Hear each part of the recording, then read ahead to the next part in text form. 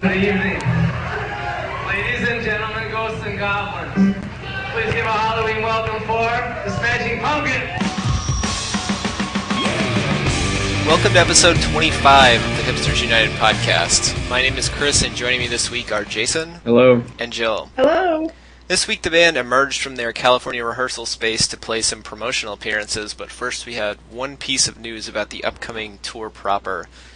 In an interview with AOL's Spinner.com, Billy confirmed previous statements that the band would be bringing some extra musicians with them on the 20th anniversary tour, saying, "We have horns, a violin player, and we're playing a lot of songs we wouldn't normally play."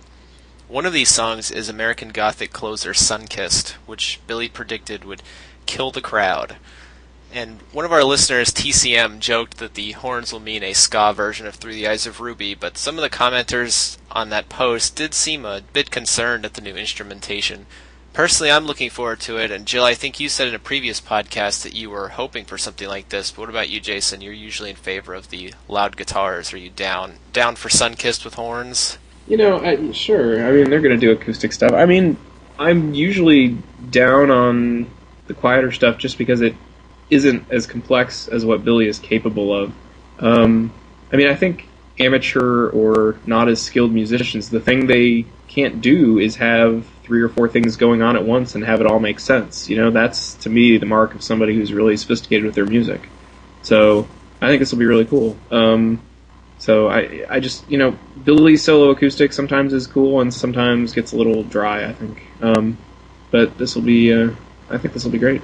What about you, Jill? You still in favor of the horns and violin player? Definitely. I think Jason hit the nail on the head when he said that I think it's really an indication of their sophistication as a band and kind of the level of their musicianship when they can, play a song like Super Christ and also play a maybe quieter, more intricate version of a slower song like Sunkissed or something like that. I mean, it'll be interesting. I have obviously, since I do a podcast and run a blog for the Smashing Pumpkins, I tend to put a lot of faith into what they produce. Mm-hmm. And so, since the ante is even higher for this tour, since it's their 20th anniversary, I think it's going to be great. I really do think that they involve musicians of a high caliber too. So I don't think that we're going to be disappointed by it. Yeah, I'm trying to think of guests they've had in the past. Like, I know they had Eric Remschneider play the cello back during the Siamese Dream tour. You remember that well? That was a long time ago. Yeah, I don't actually remember seeing him, but I remember listening to bootlegs of those shows. There you go. Also, another reason that I would be in favor of it is that I really like ska, and if they're using horns, that by definition it's ska. I'm kidding. Yeah, I actually did like ska, and it's not like I thought it was kind of funny when TCM said that, but I don't think that's remotely what they're going to be doing. I'm not really trying to get down on ska, but I do think if they came out and did Today, like the Solomon Burke Jr. version, that would be awesome. Well, he is the greatest.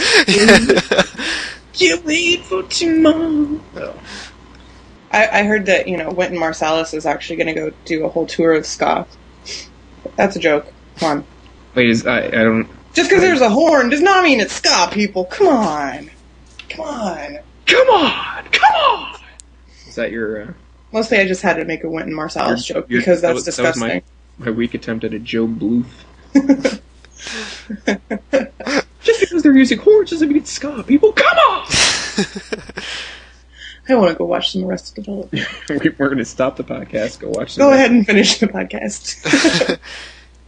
Yeah, I don't even know if they're going to use horns. I doubt they'll use them even in every song. I would imagine that there's, like, certain songs that they have the arrangement that includes horns and songs that include the violin. I don't think they're going to stick the horn section in the very front, and Billy's going to be, like, standing in the background, and, like, everyone else in the band is just going to be in the background while the horn section is in front doing their thing. Well, you've got to say what's strange about this is, are there any Billy Corgan songs with horns? No. Tumbleweed passes in the night. No, I'm trying to think. Crickets chirp. I have no idea. I cannot think of one, really. If they were having a lute player, maybe they would play Christmas Time. Oh my gosh. But can't think of any songs with Oh, I would words. be so happy.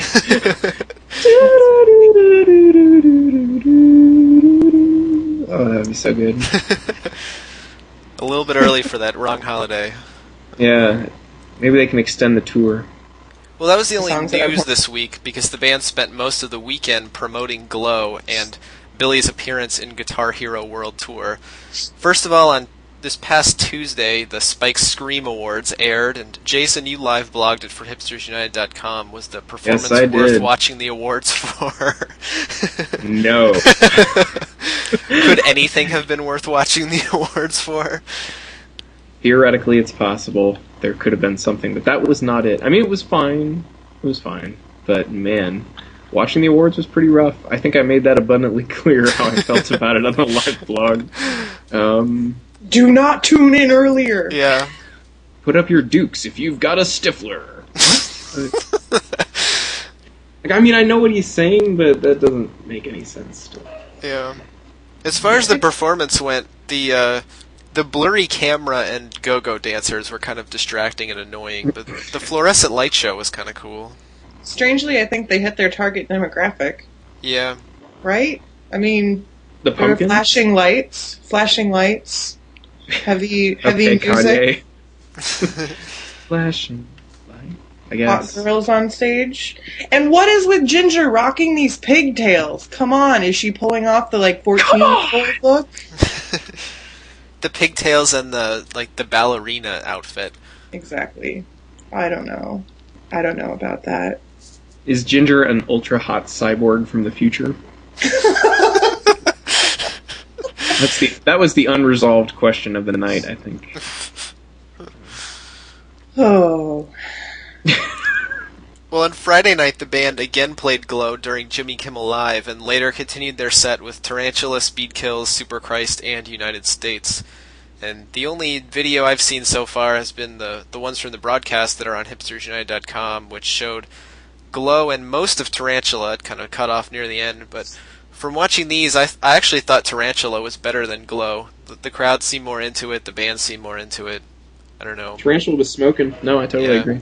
But overall, I mean, the crowd didn't seem great, but it's hard to tell from the camera angles they were using, and clearly it wasn't a typical Pumpkins audience. But it was like playing to the Pumpkins fan club compared to the following night when they played an eclectic set containing a few covers for the Guitar Hero release party, fully sponsored by Best Buy.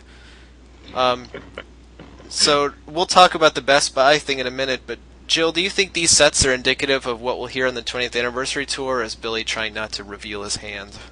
I don't think we're seeing too much new. I think that when they've been playing, I don't know, they're playing heavy. Like someone in the Hipsters United comments said, or was it you, Chris, actually, that said, they're playing heavier, and heaviest kind of stuff. Yeah, that was me.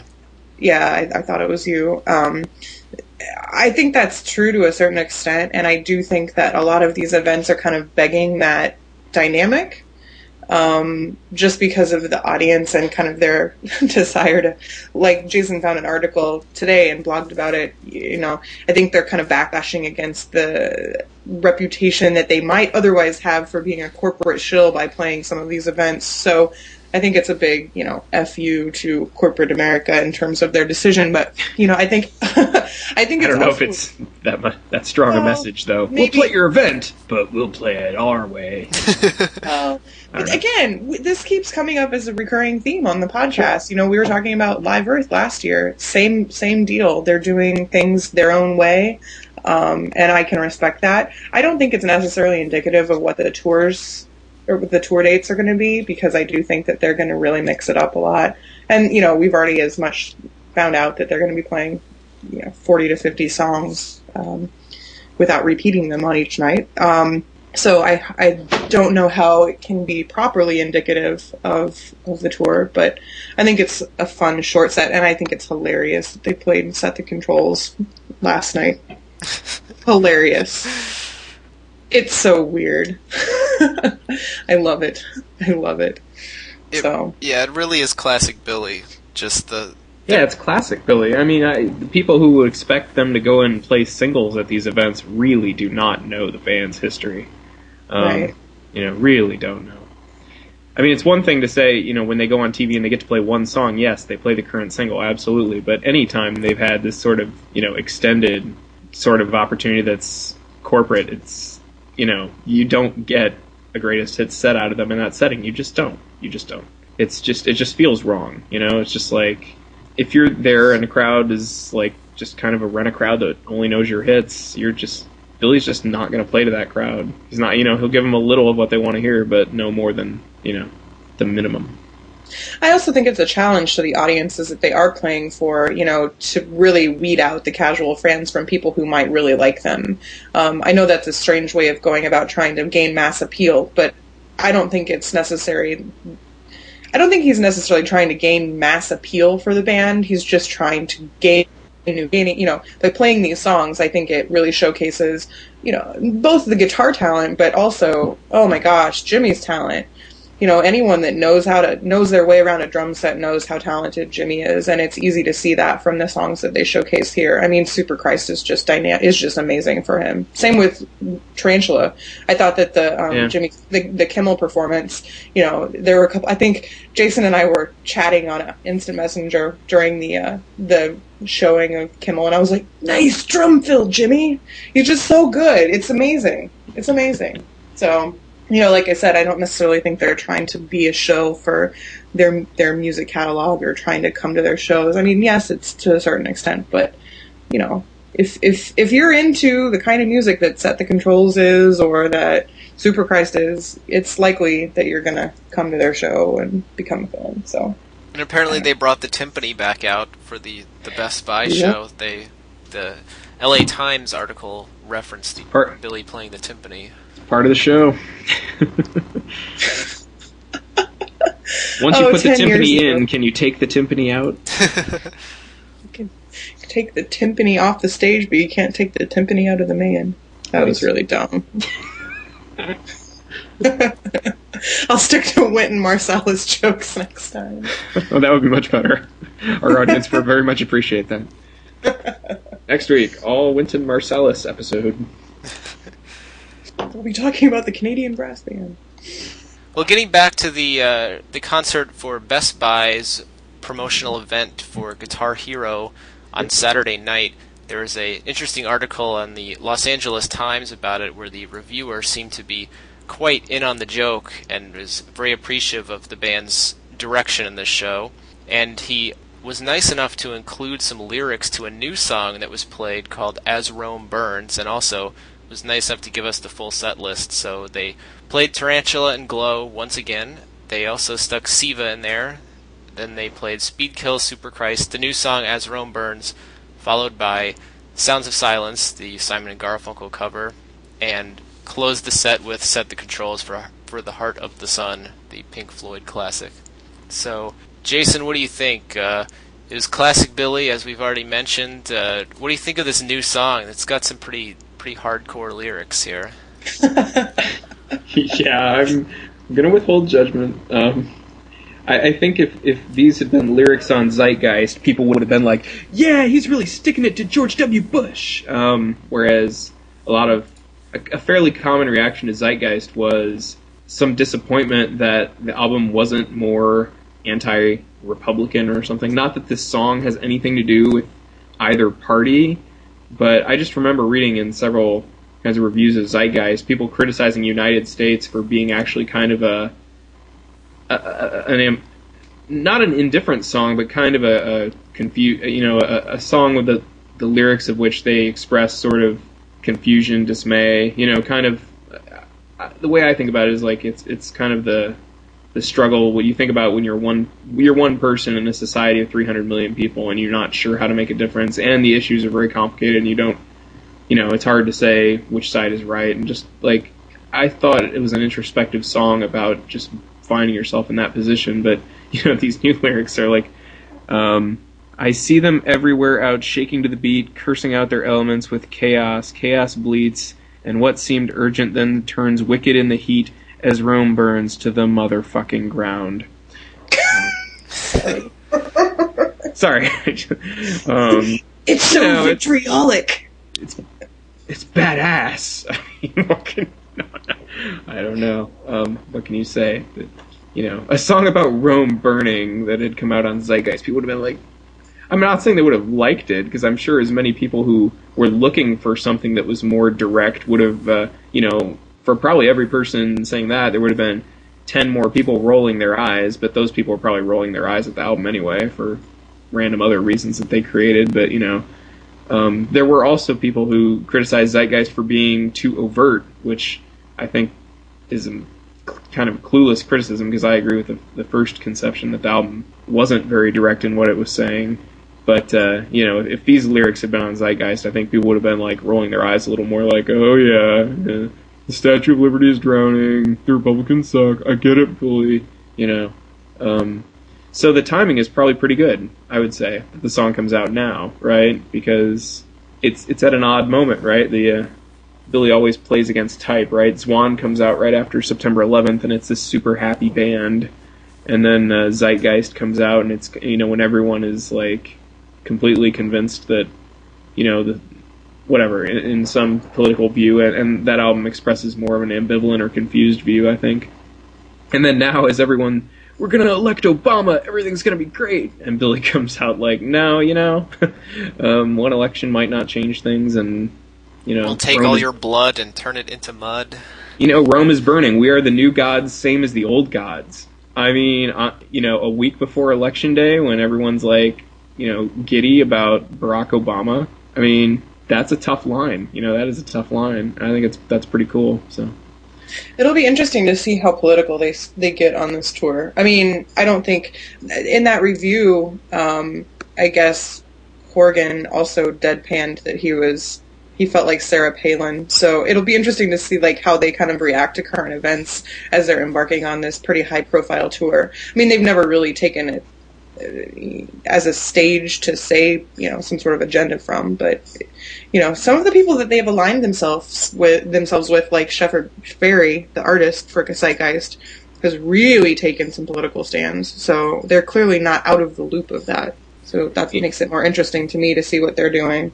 Yeah, I mean, they're definitely aware, but they're very not partisan, and which is personal. Kind of refreshing, particularly at this exact moment just before the election. It seems like the entire world is one side or the other, so it's always nice to see the Pumpkins remaining somewhat sane, and I've got my side in the election, but I really respect where they're coming from, and I'm sure Billy, he probably thinks we might be slightly better off with one candidate or the other, but he probably, maybe he just doesn't think the difference is big enough to go out and go crazy about, I mean, you have all these artists going out there and, like, literally putting on benefit concerts for Barack Obama, like he's a savior. And, I don't know how many elections there have been in recent history or modern history where clearly electing one guy clearly saved the country over having elected the other guy or something, but, Well, it's hard to measure that. Yeah, well, you never have the alternate history to judge from, but, I mean, this song is definitely a song to say, if you read the lyrics in the context of the current political scene, which may be a complete mistake, maybe that's not how you're supposed to read it, but, I think the message seems to be, don't get your hopes up, basically. So defeatist. Yeah, I have a feeling they're still not going to really, they're aware of the current events, obviously. Even the Sarah Palin line it wasn't really a commentary on Sarah Palin as much as just a lighthearted, kind of making a joke at his own expense kind of thing. I still don't think they're gonna really make much of a comment one way or the other during the tour. I think that's a pretty safe guess. Well, and if I know Billy, and also I think this reviewer knows Billy, like, is familiar with Billy's shtick, as he puts it, pretty well as well. The commentary comes through the music, and it just, I love it that they played Set the Controls for the Heart of the Sun. I just love it. I think it is so funny. And, they're playing a lot of old stuff. Well, not a lot of old stuff, but some fairly old stuff. Siva, I'd consider that pretty old. and some pretty unfamiliar stuff that we've never even really heard before for these corporate shindigs. And it's like, all right, well, I guess now's as good a time as any to debut totally new material. And That's right. I was kind of thinking that as Rome Burns makes its debut at the Guitar Hero private launch party. exactly, it's almost laughable, but Yeah. you can't fault them for it because they're wanting to kind of test stuff out before they go on this really high budget, highly criticized 20th year anniversary reformation / Wesley Dodds reunion. It makes perfect sense to me because, that they would play stuff like that at this show because you've got an hour. You just know from your own personality you're not going to sit up there and play the hits to these people, So what are you going to play? You're just going to have a good time, And what do you want to do? You probably want to play your new song. The open bar is probably flowing. That's what you're excited about, So what do you... do either of you guys have background knowledge of Simon and Garfunkel? Are either of you fans? You're up on that stuff? I saw Paul Simon earlier this year do his residency at the Brooklyn Academy of Music. He played stuff from each one of his albums for like 2 months here. I saw him perform with Ladysmith Black Mambazo doing all of this stuff from, what do you call it? Under the African Skies and Graceland. So he's awesome. I love Paul Simon. Sounds of Silence is a classic. It's a song that even if you don't know that you know it because... It's a hippie song. I've heard it many times. Yeah, everyone knows that song, even if you don't know, you do. So, so they've broken out a cover of this Paul Simon song, and that's pretty interesting. And apparently, everyone knows Simon and Garfunkel, and this song, no differently, is an acoustic number as performed by Paul Simon and Garfunkel. It's usually just Simon's guitar. Also very political. Not do it as a solo acoustic number, but we have not, of course, heard the rendition, but apparently it was with the entire band, so that ought to be quite interesting to hear. Yeah, I was going to say, it seems like if it was acoustic, it would be incredibly interesting to hear how they transition between As Rome Burns into that and then into Set the Controls. But well, it's also a really political song. I remember listening to this song. This is deep into the annals of Jill, I guess. But I remember my parents introducing me to Simon and Garfunkel when I was little. My parents aren't necessarily hippies, but they definitely went through that era and were open-minded liberals from a very conservative neighborhood. Anyway, my mom always felt like that song was really special because it was written as an outshot or kind of an outset from the assassination of JFK. So it's really political, and I think it's very in line with what the Pumpkins kind of produce as well in terms of it's kind of like personalizing the current state of the nation regardless of how crappy or how good you think it is. Yeah. Like, it's this very personal engagement with, trauma or like seeing things collapse around you. I don't know. And it gained a lot of popularity too, so I think it's a great cover for them to do. I think it's really great. Who knows how it sounds right now, but I think it's fantastic that they've chosen to do that. Just to kind of bring back what I was saying about Zeitgeist and some of the criticism it got, and, particularly thinking about the song United States, one of the things that sticks in my mind that was written about that is that someone really harshly, and this was if I remember correctly, this was a fairly prominent media review, really, like, they made a bigger deal out of this point than anything else in their review, saying that calling Billy out for the lyric in the United States when he says, "Revolution, what will they do to me?" And the reviewer was so harshly negative and saying, the typical just like lefty bullshit about like, so you're so self-centered or whatever, that it was all about him. Who the fuck else is it supposed to be about? That's what I don't understand. Billy's trying to relate to the world from within himself. It's what any of us tries to do, I would think. And to me, that's what art is. To me, that's an attitude that claims responsibility. To introspect and to try to relate the world to yourself, and to figure out what it's going to do to you and what you can do to it or for it. And that, to me, is like the essence of being a responsible like citizen, and that criticism, I mean, it was so, for a band that people say, is not political, that, like, little criticism and how serious, I mean, that writer was so offended, I mean, they were so offended, and it just kind of, that really struck me as, you think this band is not political, they're still cheesing people off, and I don't know if I used that word correctly, but, cheesing, I don't know what that means. But, whatever, they get under people's skin, and, that's probably political at some level. Well, and they've chosen, I don't think it's necessarily been until now, although I agree with you to some extent, Jason, about how Zeitgeist has been really received as ambivalent in its message.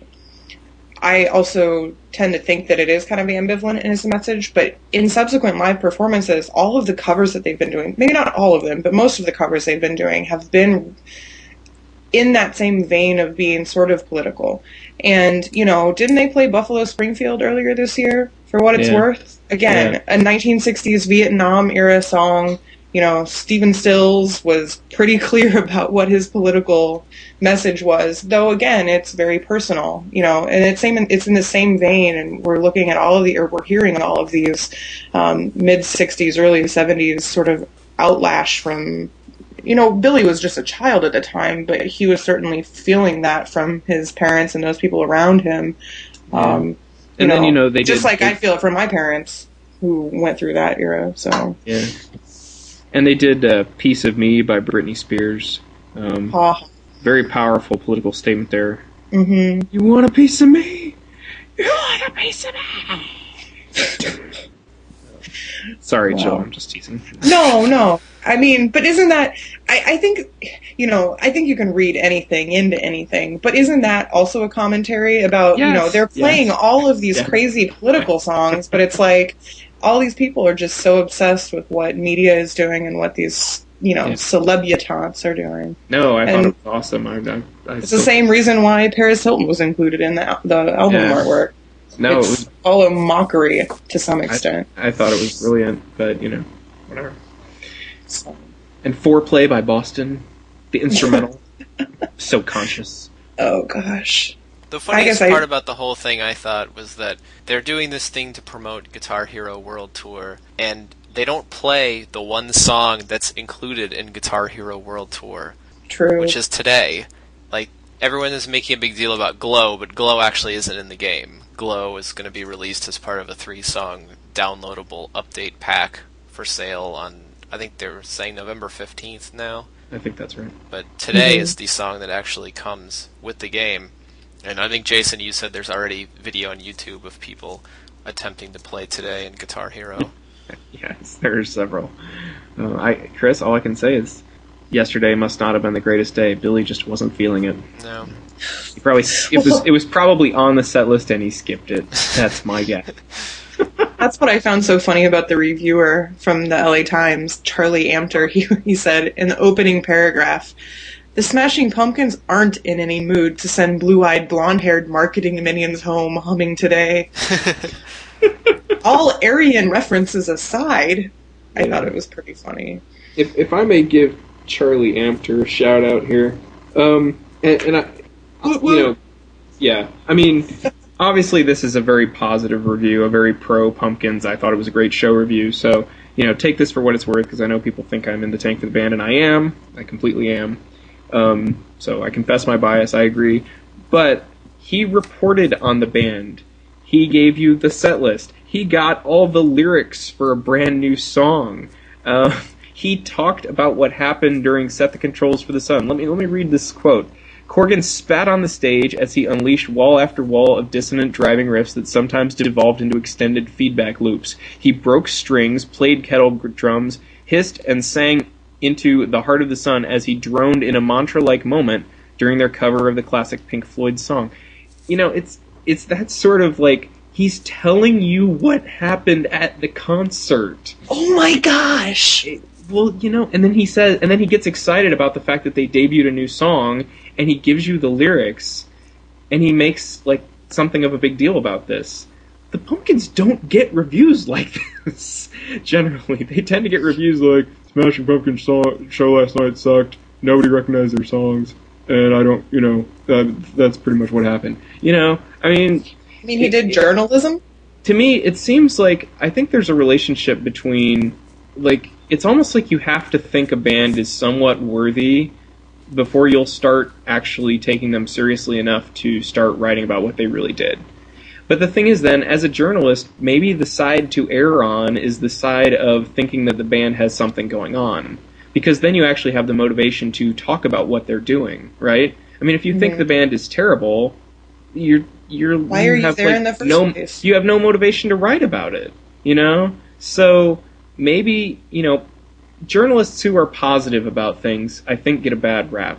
Because people saying, oh, they like everything, oh, they're not being critical, whatever. But if you don't have some excitement about what you're watching, you just don't bring the energy to the reporting on it. I mean, this is a great review for telling you what happened at the concert, And the fact that he happened to like it, you don't have to agree with that, But how many really negative reviews have you ever seen where you get anywhere near this much information as to what happened? And accurate information.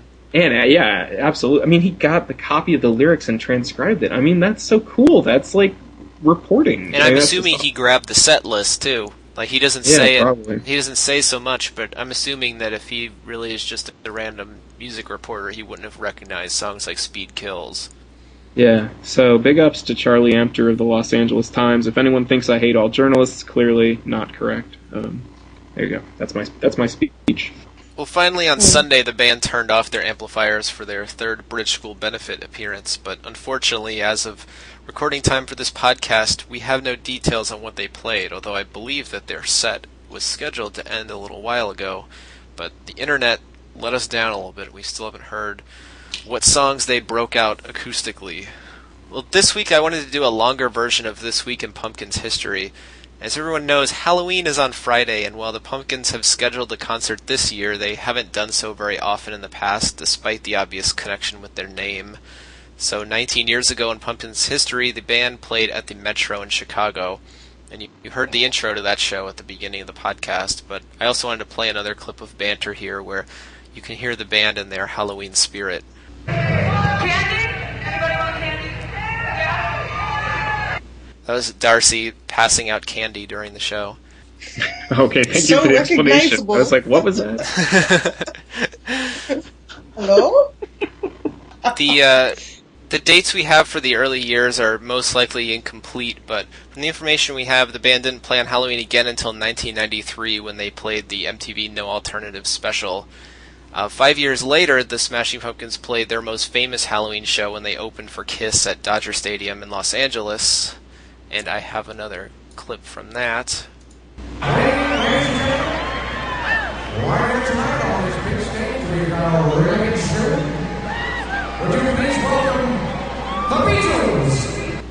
And that was the intro again. The band, of course, came out dressed as the Beatles and covered the song Money.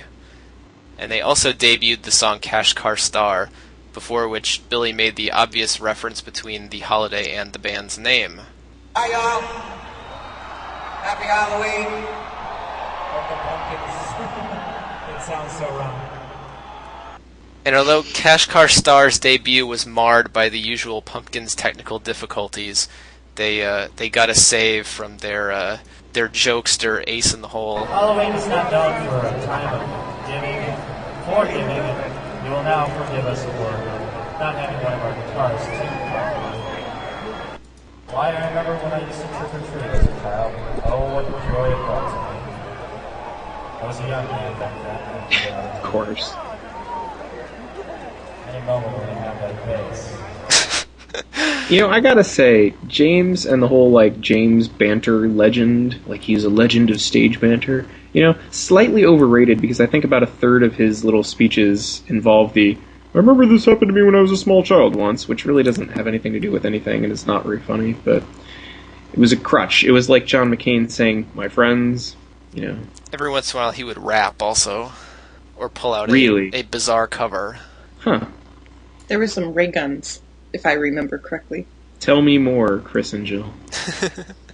Once upon a time when I was a young child. Oh. Well, the following year, 1999, was the last time the band played the British School benefit, and there were no costumes that I'm aware of, but Billy did introduce Jimmy as another rock drummer. We'd like to bring out an old friend right now, play some drums. His name is Ian Pace. He's from Deep Purple. And the band debuted Age of Innocence later on in the show. So what do you guys think? We're going to get any band-themed costumes this Halloween? That's a good question. Well, I think they Billy have... might he might dress up as a white spider. Oh, gosh. Wow. They've got all these other members now, and you wonder how controllable they are. I mean, can Billy really stop Jeff Schroeder from dressing up as Jimmy Page or something? I mean, I'm not sure how much authority he wields. I mean, Or a Mexican? what if Christopher Pooley wants to come as a policeman? I mean, can Billy stop that? I don't know. So. Maybe they'll come as the Village People. I have That a would feeling be Billy's kind of probably hilarious. still in control of the whole operation. Maybe, okay, so if they're gonna have... Are we thinking they're gonna have 9 people now? Because they've got horns, plural, so probably 2, at least. They've got a violin, and then they've got 2 keyboardists and the rest of the band. I mean, so there's 6 plus 3, basically, right? 9 people. Right. Have they reached collective status? That would be one question. And if they have, should they dress up as another rock collective? Should they dress as Broken Social Scene? Oh! Should they dress as the guy who was in you know who I'm talking about. They dress in the white sheets. They have a lot more people than 9 though. That sounds like a cult to me. None of you know this reference? Who am I talking about? Jeremy knows exactly what I'm talking about. Jeremy, come be on the show. Why have you never been on the show? Why don't you own a microphone? Alright. Somebody out there will know. The guy from Tripping Daisy is the... Here, I can Google it. I forget. I've got the internet. I'm on the internet, bitch. No, it's bitch, I'm on the internet. Sorry. It's okay. So, Tripping Daisy, Wikipedia. Click on the lead singer guy, and then Polyphonic Spree. There you go. There's the internet in action. I was thinking about the Polyphonic Spree. They have a lot more than 9 people, though. But if the band is going to go large, if they're going to have 9 members now, they're a collective, They should come as another famous collective. Dress as Margot and the Nuclear So-and-Sos.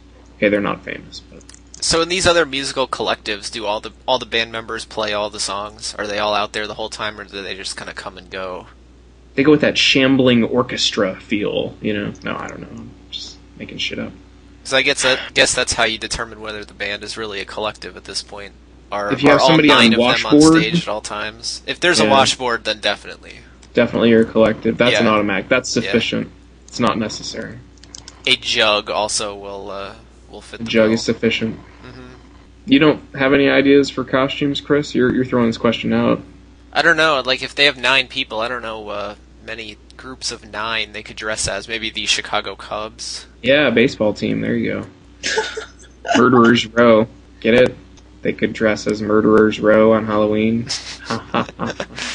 Maybe Billy could be Billy Babe could Ruth. dress as his favorite wrestlers. Maybe they'll come as a jam band. Today is the greatest. That would be kind of hilarious, right? They dress up as hippies? Because they've kind of become as big as a jam band. Yeah. They kind of actually have become a jam band.